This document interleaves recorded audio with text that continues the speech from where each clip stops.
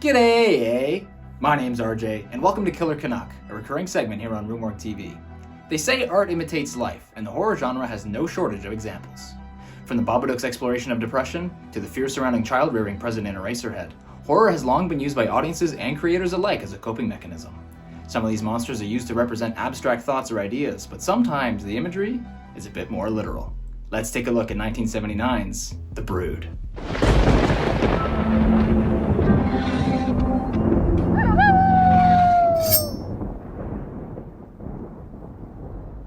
The idea for The Brood stemmed from a dream had by director David Cronenberg.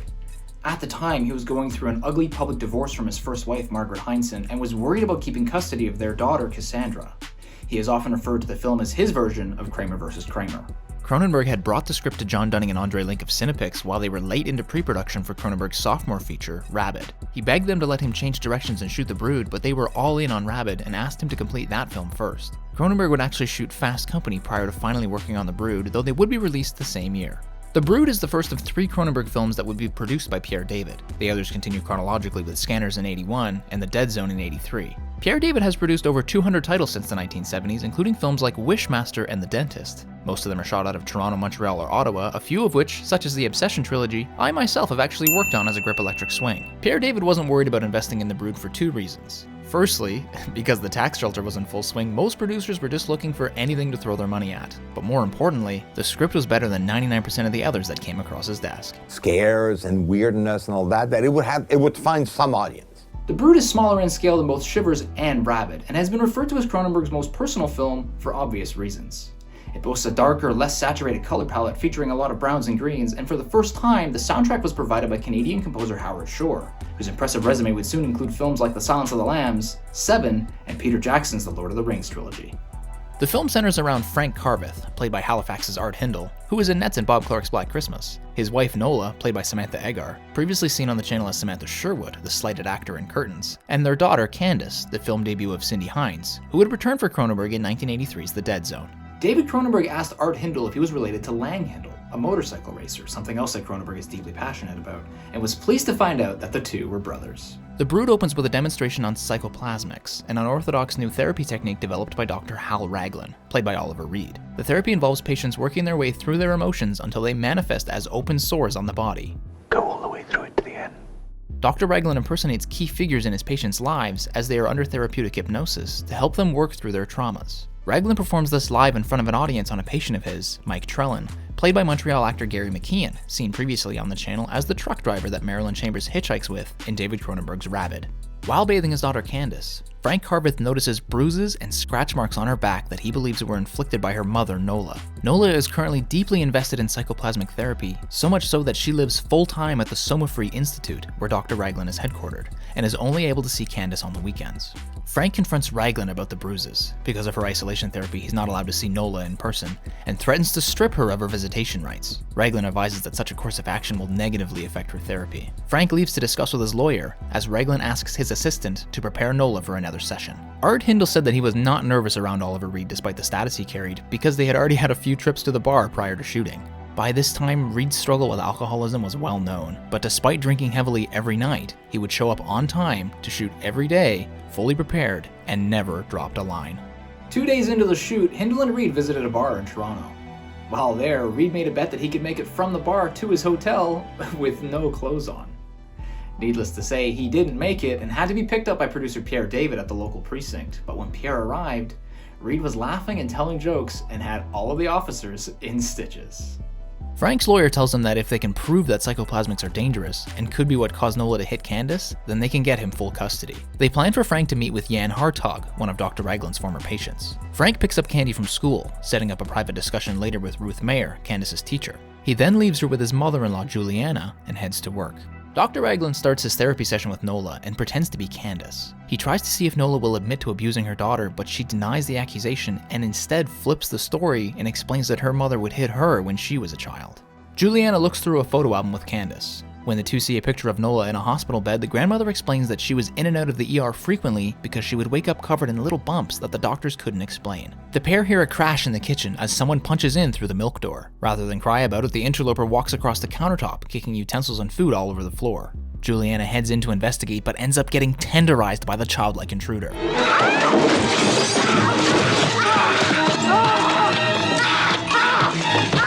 Candy opens the kitchen door and stands stoically among the chaos.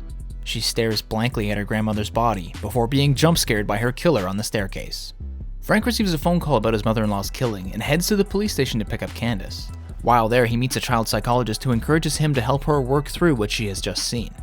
Frank tries to get her to open up, but she's unresponsive. Cindy Hines was only 8 when she filmed The Brood. The set was kept light and cheery, and the casting crew even ate the corn syrup-based fake blood together after the scenes to ensure total separation of realism from the content. Dr. Raglan starts another session with Nola. He pretends to be Nola's father, Barton, and tells her that Frank is just trying to protect his baby because that's what fathers do. But Nola protests that her father didn't protect her when her mother was abusing her. Edgar and Reed both grew up in Bledlow, Buckinghamshire, and knew each other for essentially their entire lives. The pair actually worked on a film together previous to The Brood in 1970 titled The Lady in the Car with Glasses and a Gun, the final film of Ukrainian director Anatoly Litvak. Speaking of Nola's dad, Frank and Candace pick him up from the airport for Juliana's funeral. I guess you don't remember your old granddad, eh?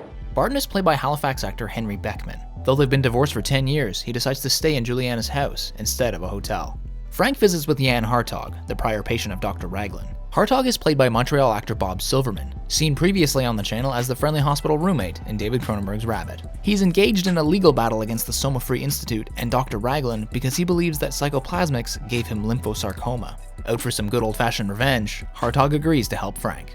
Barton drunkenly drives to the Soma Free Institute determined to tell his daughter that her mother has been killed, but Raglan tells him that he will disrupt her therapy if he sees her. In a very Canadian exchange, Barton angrily tells Raglan that he has left his phone number at the front desk, and if he doesn't hear from Nola by the following night, then he's gonna come and get her.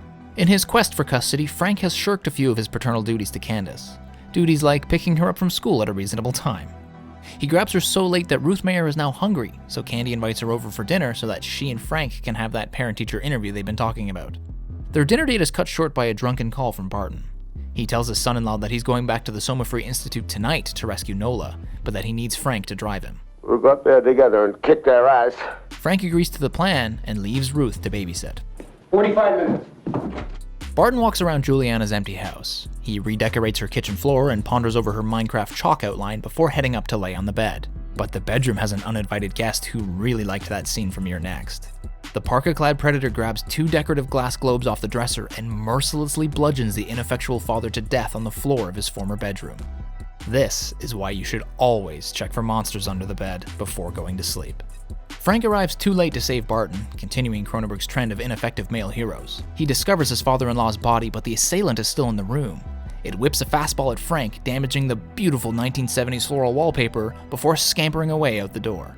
Frank searches the house, including the linen closet for some reason, not really sure how he expects someone to be in there, and we get a classic shower curtain jump scare before the attacker crumples to the floor, struggling to breathe.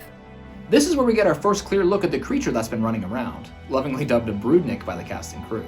These prosthetic effects took upwards of 3 hours and were done by Jack Young, a Hollywood man whose credits would soon include Salem's Lot and Apocalypse Now, and his Canadian assistant, Dennis Pike. The phone rings at Frank's apartment and Ruth answers it. Nola is on the other end and politely asks if she and her husband are having an affair. You're killing my family! You bitch! Frank brings the body of the broodnik to the police station for an autopsy.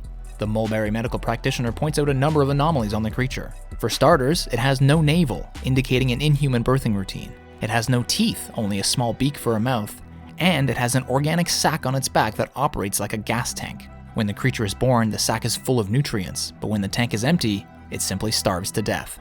Raglan starts another psychoplasmic session with Nola. He imitates Ruth Mayer and fronts the idea that Frank is going to leave Nola for her. Frank returns home where Ruth is waiting, ready to leave. Your life is just a little too complicated for me right now. She tells him that Nola called him before walking out the front door. After seeing the broodnik body in the paper the following day, Raglan calls for a mass exodus of all of his patients from Soma Free. Mike Trellin is distressed about being uprooted and seeks out Jan Hartog, who calls Frank. Mike informs Frank that all the patients have been kicked out of the institute. All but one, of course. Dr. Raglan wants to be alone with your wife. Frank drops Candace off at school, looking like Ralphie's little brother in A Christmas Story. She manages to keep her arms down long enough to fit through the front door as Ruth Mayer shoots Frank a glance. 2 would-be kids in similar snowsuits approach Candace at her cubby. She stares at them blankly, but the kids don't get it. No, the kids don't get it. They escort her out before turning their attention to the teacher. Arming themselves with wooden block hammers, the Broodniks engage in a tense stare-down, before relentlessly bludgeoning Ruth to death right there on the floor of her classroom in front of all of her children. Young Cindy Hines did her best to try to keep the other kids calm during this attack sequence, as many of them had a difficult time understanding that they were just making a movie. One kid does a classic child running in boots outside to find help. Frank is still there, having sparked a conversation with one of the other parents. He runs inside, again too late to make a difference, and kneels next to Ruth's battered body. With some stark imagery, especially for 1979, Frank covers the teacher's lifeless face with a children's drawing before searching for Candace. But she's already being guided down a wintry Toronto side street by the two bundled Broodniks. Raglan wakes up Nola, who tells him that she no longer feels threatened by Ruth Mayer.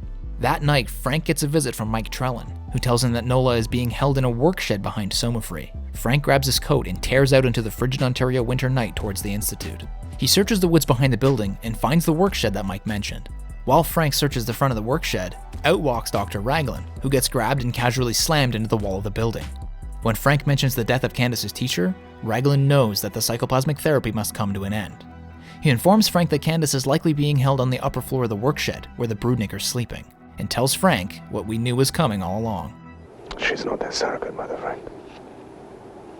She's their real mother. The Broodnik are children of Nola's rage. They act on her anger without her even being aware of it. Raglan tells Frank that they will kill him if he goes up there because Nola is currently upset with him over his wanting to take Candace away from her. The two come up with a plan to have Frank keep Nola calm in the shed, while Raglan ascends the stairs to the Broodnik lair to rescue Candy. Frank is not happy about it, but agrees to play along. He walks in through the front door, and the final confrontation begins. Samantha Eggar was only on set for 4 days. She shot Monday through Thursday and was flown back to LA on Friday. She was shooting Fantasy Island at the time, and having to leave balmy California for the freezing -2 Celsius Canadian weather might have been what contributed to her being so cold and distant to everyone on the set. Frank calmly discusses with Nola a plan to rebuild their family, while Raglan searches the Broodnik bunk beds for Candace. He tells her that he wasn't ready to embrace her new life in psychoplasmics before, but that he's ready now. To test his mettle and prove that he's fully committed, Nola lifts her dress to reveal several external wombs growing on her body. The bumps that would grow on her skin when she was a child responded strongly to the effects of the psychoplasmic therapy and started to grow children born out of her negative emotions. These brood pods on Eggar's body were condoms filled with varying amounts of blood and gore effects to show different stages of pregnancy. The effects team had to tell Eggar to stop laughing while they were applying the prosthetics because they wouldn't properly stick to her stomach. Upstairs, Raglan finds Candace among the sleeping brood. Downstairs, Frank watches in horror as Nola tears open a fully formed egg sac with her teeth and licks the newborn clean. It was reported that several people who viewed the rushes on this day had to leave the theater they were being watched in for fear that they were going to be sick. Samantha Eggar was raised on a farm and always had 7 or 8 dogs around, and often saw them giving birth. She always saw the mother dog licking her puppies clean afterwards, so this image of Nola licking the newborn Broodnik was actually her suggestion. Nola notices Frank's justified hesitation. No, I disgust you. She concludes that he isn't there to rekindle their relationship, but is in fact there to take Candace away. Upstairs, the brood becomes restless as Raglan slowly makes his way towards the exit. Frank tries his best to reel her back in, but Raglan starts to recognize his fate. He tells Candy to hide while he prepares himself to fight the brood, just as Nola goes off the deep end. I'd kill Candace before I'd let you take her away from me. Raglan defends himself the best he can, but it's not long before he's overwhelmed and killed by the rampaging offspring. The brood in this attic sequence was played by a girls' gymnastics team. Their parents would stand just off camera and literally throw their children at Oliver Reed, who would then puppeteer himself to make it look like he was being attacked. The hero Broodnik in the earlier scenes was played by Ringling Bros circus performer turned actor, Felix Silla. The ravenous brood turns their attention to Candace, who hides in a closet. The creatures start to tear through the door, clawing and grabbing at her until she finally lets out a scream. This is heard by her father on the floor below, who threatens Nola's life if she doesn't make them stop. When Nola begs Frank to kill her, his decision is finalized. He strangles the life out of his ex-wife in a scene that David Cronenberg has said was, quote, very cathartic. He heads upstairs to rescue Candace, and funny enough, Cindy Hines didn't actually meet Samantha Eggar until the rap party because the two share 0 scenes together, despite playing mother and daughter. Frank steps over the dozens of Broodnik bodies that now lie lifeless on the floor and carries his daughter back to the car, and the movie ends with a close-up reveal of 2 small bumps growing on Candace's arm. The Brood was released in about 400 theaters through Roger Corman's New World Pictures. Producer Pierre David remembers cutting the trailer at New World, and down the hall were people working on pictures for Joe Dante and John Carpenter, but everyone there was talking about this new guy, David Cronenberg. The film did just okay theatrically, but was awarded a worldwide release. Cronenberg chalks that up to advertisers sloppily marketing it as just another monster movie. It did well on video, where it kept finding new life with new audiences, and was Cronenberg's first film to receive generally positive reviews. They say art imitates life, and audiences and creators are drawn to the horror genre for different reasons. Some are looking to push their boundaries, some are looking to face their fears, and some are just looking for a little help to get through life's troubles. This togetherness has helped form a positive, welcoming community that I am thankful to be a part of. Until next time, I've been RJ, this has been Killer Canuck, and thanks for watching. Hey folks, RJ here. Thanks for watching this episode of Killer Canuck. Just want to give a huge thanks to the folks here at RUE MORGUE for hosting this series on their channel. You can follow me on Twitter and Instagram at RealKillerCanuck. If you like the tune playing in the background, be sure to check out ProdUG at SoundCloud and over at noiserecords.com. There'll be a link in the description below. Let me know if there's a Canadian horror film you think I should cover. Until next time.